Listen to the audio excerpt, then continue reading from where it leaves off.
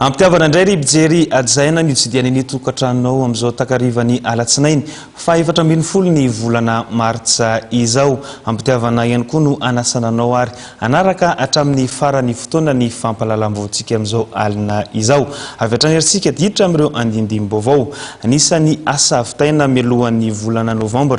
Andraisana ny fihaonana tampony francophonie ny fanamboaran-dalana etsy Soarano katretsy Antanimena. Araka ny fanazavana izay nentin'ny taledirala misana ny fanatanterana ny tetikasan'ny filoham-pirenena dia tsy hisy ny fanalana ny mpivarotra ao amin'ny pochara. Ny andindim-baovao avy hatrany ary tanteran'ny namana Vola Ravoavy sy namana Tsiry Rakoto Arson. Tafiditra amin'ny fanomanana amin'ny fandraisana amin'ny fivoriana tampo amin'ny faha-12 firenena mampiasa ny ampahana manontolo ny teny frantsay.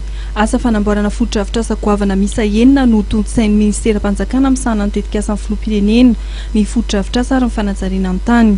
Anisan'ny asa fitaina mialohan'ny volana novambra, andraisana amin'ny fihaonana tampo francophonie fanamboaran-dalana ny lalana mainga eo amin'ny rond-point Soarano hatrany amin'ny rond-point Antanimena nambaran'ny tale jeneraly misana fanatanterana ny tetikasan'ny filoham-pirenena fa tsy misy ny fanalana mpivarotra eo amin'ny tsena pochara saingy akisaka 20 cm ny rindrin'ny tsena pochara. Miditra amin'ny pochara atsika zany ka hoe avy eo amin'ny rindrina io ka hatrary amin'ny rindrina farany 20 cm no zarazaraina amin'ireo mpivarotra ireo kely. Eo zany no tiako alavaina amin'ny vahoaka ray manontolo hoe tsy misy mihitsy ny fanalana fivarotanao, tsy misy mihitsy ny fanalana mpivarotra. Au contraire, misy fanatsarana satria fa misy plan d'aménagement ary efa tafiditra ao anatin'ny budget ny projet mihitsy ny aménagement ny pochara. Ny zava-dehibe ao anatin'ny aménagement ny pochara zany dia tamboho io moa zany lasa tamboho tsara. Dia ny faharoa misy bloc sanitaire tena araka ny tokony ho izy zany no apetraka ao anatin'ny pochara io. Ny eriapita moa zany ny matériel izay voakitika koa mikisaka 2 metatra sy 2 centimètre. Eo ihany koa ny fanamboarana ny lalana Ivato tsara sotra ary ny lalana mampitohy ny boulevard de l'Europe sy ny digue. Ny gouvernement Tasinoa no mamatsy vola ny fanamboarana ireo lalana roa ireo izay mitentina 30 tapitrisa $. Eo ihany koa fanamboarana ny trano vaovao eny amin'ny CCI Ivato. C'est un projet de développement de l'aéroport d'Ivato zany anarany io fa tsy dia hoe natao amin'ny francophonie akory izy io.